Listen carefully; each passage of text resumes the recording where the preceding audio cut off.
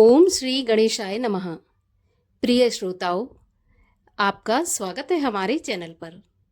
आज के इस वीडियो में हम आपको सुनाएंगे गणेश चतुर्थी के व्रत की कथा। भाद्रपद मास के शुक्ल पक्ष की चतुर्थी को मध्याह्न के समय भगवान गणेश जी का जन्म हुआ था। गजानन गणेश बुद्धि के देवता हैं। गणेश जी का वाहन चूहा है और रिद्धि सिद्धि इनकी पत्नियां हैं और इनका प्रिय भोग लड्डू है। और ये प्रथम पूज्य अर्थात देव समाज में सबसे ऊपर माने जाते हैं और विघ्नों के विनाशक भी हैं। तो ऐसे हैं भगवान गणेश जिनकी हम आज कथा सुनेंगे। आपसे एक ही अनुरोध है कि अगर अभी तक आपने हमारे चैनल को सब्सक्राइब नहीं किया है तो चैनल को सब्सक्राइब करके बेल आइकन पर क्लिक कर लीजिए। और अगर आपको ये कथा अच्छी लगे तो लाइक अवश्य करिए, क्योंकि आपके लाइक से हमें ये पता चलता है कि आपको हमारा वीडियो पसंद आया है।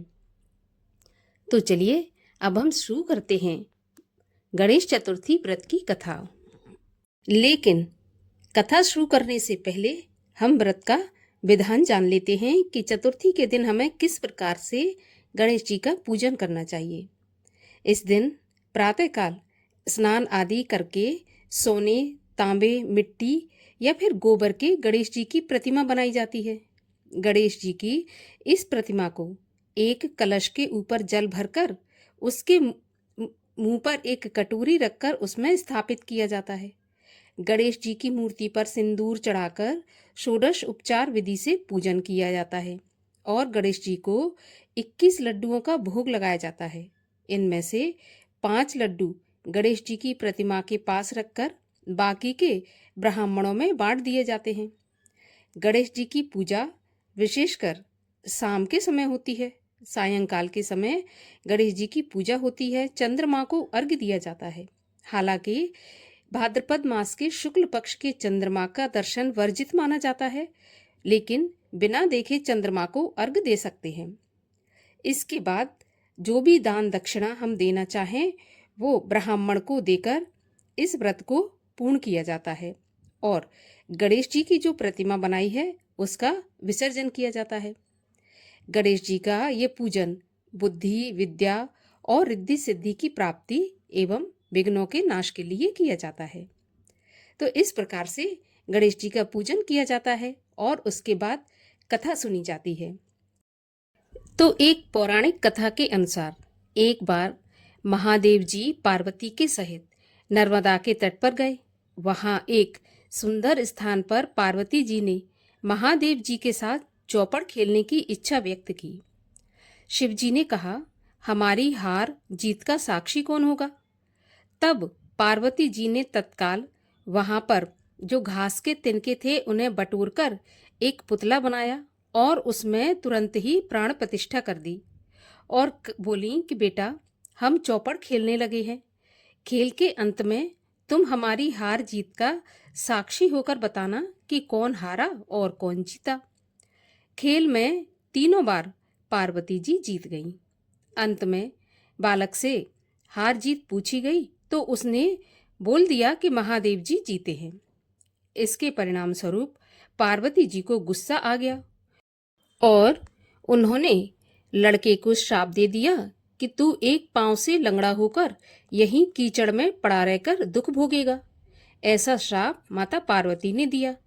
तो बालक ने विनम्रता पूर्वक कहा कि माँ, मुझसे अज्ञानवश ऐसा हो गया। मैंने किसी कुटिलता के कारण ऐसा नहीं किया। मुझे क्षमा किया जाए माता।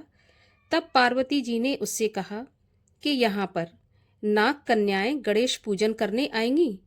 उनके उपदेश से तुम गणेश व्रत करके मुझे प्राप्त करोगे। इतना कहकर वे कैलाश पर्वत पर चली गईं। धीरे धीरे 1 वर्ष बीत गया।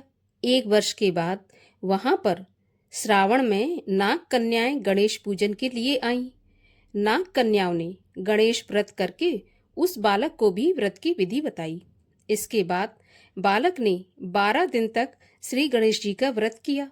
गणेश जी ने उसे दर्शन देकर कहा कि मैं तुम्हारे व्रत से प्रसन्न हूँ, मांगो, क्या मांगना चाहते हो?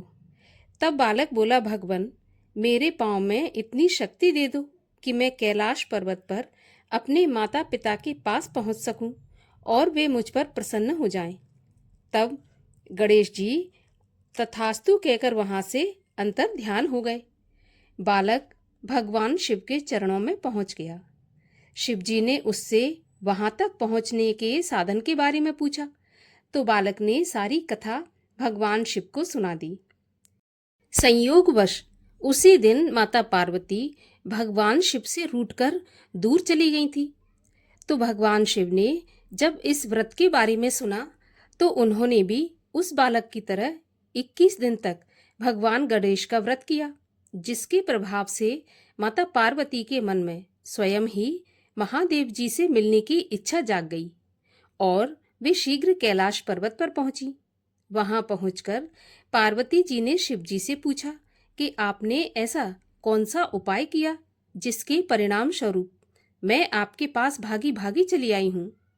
तब शिव जी ने गणेश व्रत का इतिहास उनसे कह सुनाया।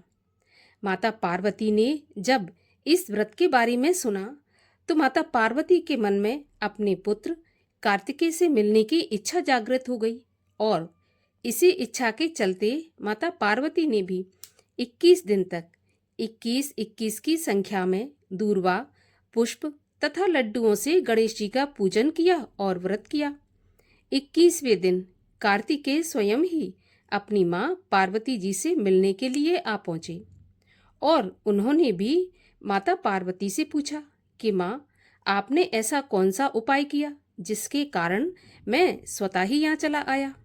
तब माता पार्वती ने उन्हें भी इस व्रत के बारे में बताया और इस व्रत का महात्म्य सुनकर कार्तिकेय जी ने भी इस व्रत को किया और कार्तिकेय जी ने यही व्रत विश्वामित्र जी को बताया। विश्वामित्र जी ने इस व्रत को करके गणेश जी से जन्म मृत्यु से मुक्त होकर ब्रह्म ऋषि होने का वरदान मांगा और गणेश जी ने उनकी मनोकामना पूर्ण की। इस प्रकार जो कोई भी पूरी श्रद्धा से और विश्वास से गणेश जी के इस व्रत को करता है, कथा को सुनता है या पढ़ता है, उसकी सभी मनोकामनाएं गणेश जी की कृपा से पूर्ण होती हैं। बोलिए भगवान श्री गणेश जी की जय। और आइए अब गाते हैं भगवान श्री गणेश की आरती। जय गणेश जय गणेश जय गणेश देवा, माता जाकी पार्वती पिता महादेवा। जय गणेश जय गणेश जय गणेश देवा, माता जाकी पार्वती पिता महादेवा। एक दंत दयावंत चार भुजाधारी, मस्तक सिंदूर सोहे मूस की सवारी। पान चढ़े फूल चढ़े और चढ़े मेवा, लड्डुअन का भोग लगे संत करे सेवा। जय गणेश जय गणेश जय गणेश देवा, माता जाकी पार्वती पिता महादेवा। अंधन को आँख देत कोढ़िन को काया, बांझन को पुत्र देत निर्धन को माया। सूर श्याम शरण आए सफल कीज सेवा, माता जाकी पार्वती पिता महादेवा। दीनन की लाज रखो शंभु सुतवारी, कामना को पूरा करो जाऊं बलिहारी। जय गणेश जय गणेश जय गणेश देवा, माता जाकी पार्वती पिता महादेवा। माता जाकी पार्वती पिता महादेवा। जय गणेश जय गणेश जय गणेश देवा, माता जाकी पार्वती पिता महादेवा। बोलिए गणेश जी महाराज की जय।